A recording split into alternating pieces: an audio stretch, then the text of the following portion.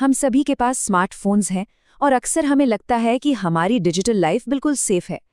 लेकिन आज के इस एक्सप्लेनर में हम कुछ ऐसी तकनीकी आदतों और रहस्यों पर बात करने वाले हैं जो इस सेफ्टी के इल्यूजन या सुरक्षित होने के भ्रम को पूरी तरह से तोड़ देंगे। चलिए देखते हैं कि क्या सच में सब कुछ वैसा ही है जैसा दिखता है। शुरुआत करने से पहले जरा इस बहुत ही बुनियादी लेकिन दिमाग घुमा देने वाले सवाल पर विचार कीजिए। क्या ये इंटरनेट जिसे हम रोज इस्तेमाल करते हैं सच में आसमान में बादलों के बीच कहीं तैर रहा है, या फिर वो समंदर की असीम गहराइयों में मौजूद है? ये एक ऐसा रहस्य है जो डिजिटल दुनिया को लेकर हमारी पुरानी धारणाओं को पलक झपकते ही चकनाचूर कर सकता है। और आज की इस चर्चा में हम ऐसे ही कई अनसुने तथ्यों को परत दर परत उजागर करने वाले हैं। तो चलिए फटाफट देखते हैं कि आज हम किन विषयों को कवर करने वाले हैं। पहला, चावल और नमक का बहुत ही फेमस मिथक। दूसरा, हमेशा डेटा ऑन रखने की असली कीमत। तीसरा, वो ऐप्स जो छुपकर हमारी बातें सुनते हैं। और आखिर में, समुंदर के नीचे का इंटरनेट। शुरुआत करते हैं हमारे पहले टॉपिक से, चावल और नमक का मिथक। अक्सर क्या होता है, मोबाइल गलती से पानी में गिरा और लोग तुरंत उसे कच्चे चावल या नमक के डिब्बे में डाल देते हैं।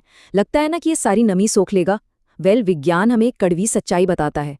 असल में ये चीज़ें फ़ोन के अंदर के माइक्रो सर्किट्स तक कभी पहुंच ही नहीं सकती। विज्ञान के नज़रिए से देखें तो नमक तो इलेक्ट्रॉनिक्स का सबसे बड़ा दुश्मन है। जब नमक का सोडियम क्लोराइड पानी के साथ मिलता है तो वो एक कंडक्टिव सोल्यूशन यानी बिजली सुचालक घोल बन जाता है। इससे फ़ोन के मदरबोर्ड पर मौजूद सूक्ष्म पिन्स आपस में जुड़ जाते हैं और नतीजा एक भयंकर शॉर्ट सर्किट। मतलब ये देसी जुगाड़ फ़ोन को बचाने के बजाय उसे सीधे आईसीयू से शमशान की ओर ले जाता है। तो फिर सही तरीका क्या है? पानी से हुए नुकसान से बचने की असली सर्वाइवल गाइड क्या है?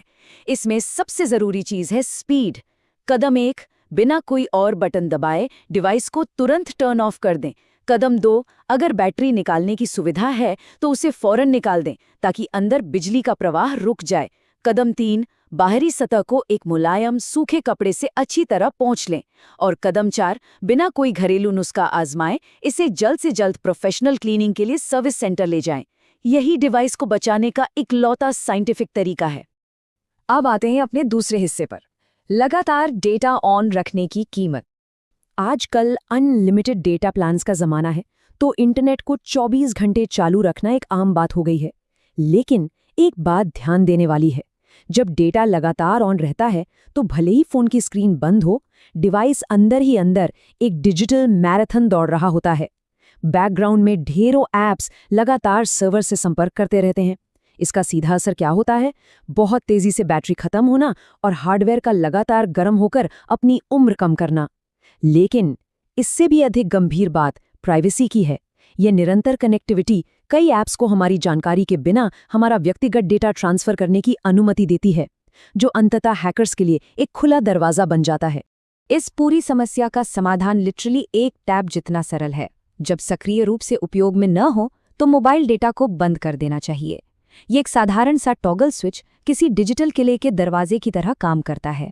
इसे बंद करते ही बैकग्राउंड में चल रही डेटा की चोरी और हार्डवेयर पर पड़ रहा अनावश्यक बोझ तुरंत रुक जाता है। ये छोटी सी आदत उपकरणों की लाइफ भी बढ़ाती है और मेंटल पीस भी सुनिश्चित करती है। चलिए आगे बढ़ते हैं तीसरे भाग की तरफ, छुपकर सुनने वाले ऐप्स। क्या कभी ऐसा अजीब इत्तेफाक हुआ है कि दोस्तों के साथ जूतों या किसी नई कॉफ़ी के बारे में बात की गई हो और कुछ ही मिनटों बाद फ़ोन की स्क्रीन पर ठीक उसी चीज़ का विज्ञापन दिखने लगा हो? यकीन मानिए, ये कोई इत्तेफाक नहीं है। जब हम ऐप्स को माइक्रोफोन की परमिशन देते हैं तो वो महज कॉलिंग के लिए नहीं होती। कई ऐप्स बैकग्राउंड में हमारी बातें चुपचाप सुनते रहते हैं। इसका मुख्य उद्देश्य हमारे व्यवहार और पसंद का विश्लेषण करना है, ताकि अत्यंत सटीक टारगेटेड एड्स दिखाए जा सकें। बेसिकली हमारा अपना डिवाइस हमारी आदतों को समझने का एक निरंतर चालू रहने वाला यंत्र बन जाता है। और ये बात सिर्फ विज्ञापनों तक नहीं रुकती। डिजिटल जासूसी का सबसे चरम उदाहरण पेगासस जैसे स्पाईवेयर हैं। ये ऐसे एडवांस्ड सॉफ्टवेयर हैं जिन्हें ज़ीरो क्लिक एक्सप्लॉइट का उपयोग करने के लिए डिज़ाइन किया गया है। इसका मतलब है कि डिवाइस में सेंध लगाने के लिए किसी लिंक पर क्लिक करने की भी आवश्यकता नहीं होती। एक बार इंस्टॉल हो जाने पर यह बिल्कुल भी जानकारी दिए बिना गुप्त रूप से आवाज़ रिकॉर्ड कर सकता है, वीडियो बनाने के लिए कैमरा चालू कर सकता है और सटीक लोकेशन ट्रैक कर सकता है। यही कारण है कि तकनीक के कई जानकार अपने लैपटॉप और स्मार्टफोन्स के कैमरे पर हमेशा एक साधारण सा ब्लैक टेप लगाकर रखते हैं। और अब आते हैं अपने आखिरी और शायद सबसे माइंड ब्लोइंग टॉपिक पर, समुद्र के नीचे का इंटरनेट। जरा सोचिए, असल में ये इंटरनेट फिजिकली कहाँ मौजूद है? हम रोज डेटा इस्तेमाल करते हैं, वीडियो स्ट्रीम करते हैं और अनगिनत मैसेज भेजते हैं। तो क्या ये डेटा हवा में तैर रहा है या अंतरिक्ष में मौजूद किसी सैटेलाइट से सीधे हमारे फोन तक आ रहा है? अमूर्त क्लाउड के बारे में जो धारणाएं बनी हैं, उन्हें अब पूरी तरह बदलने का समय आ गया है। जवाब है लाखों किलोमीटर लंबी फाइबर ऑप्टिक केबल्स। असली इंटरनेट आसमान में नहीं, बल्कि जमीन के नीचे और समंदर की असीम गहराइयों में बिछी इन भौतिक तारों में दौड़ता है। ये केबल्स अक्सर एक साधारण गार्डन होज या पानी के पाइप जितनी ही मोटी होती हैं, लेकिन ये पूरी वैश्विक अर्थव्यवस्था का भार उठाती हैं। एक महाद्वीप से दूसरे महाद्वीप तक जाने वाला हर एक ईमेल और हर एक वीडियो इन्हीं समुद्र के नीचे मौजूद भौतिक तारों से होकर गुजरता है। लेकिन यहाँ एक डराने वाली बात भी है। ये विशाल ग्लोबल प्रणाली अविश्वसनीय रूप से नाजुक है। अगर समुद्र के नीचे इन केबल्स को कोई नुकसान पहुंच जाए, जैसे किसी बड़े जहाज का लंगर गलती से टकरा जाना या समुद्र के भीतर कोई भूकंप आ जाना, तो इंटरनेट का एक बहुत बड़ा हिस्सा तुरंत बाधित हो सकता है।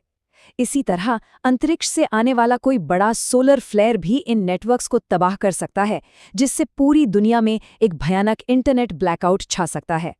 इस नाजुकता में एक और चौंकाने वाला तथ्य जुड़ता है, जिसे किल स्विच कहा जाता है। तकनीकी रूप से यह संभव है कि राष्ट्रीय सीमाओं पर मौजूद मुख्य इंटरनेट सर्विस प्रोवाइडर्स को कंट्रोल किया जाए।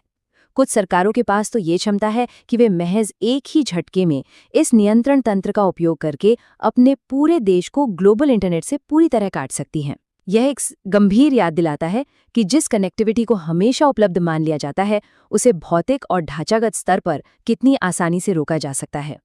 तो अब अगली बार जब कोई मैसेज भेजा जाए या कोई वीडियो स्ट्रीम किया जाए, तो इस विचार पर जरा गौर कीजिएगा।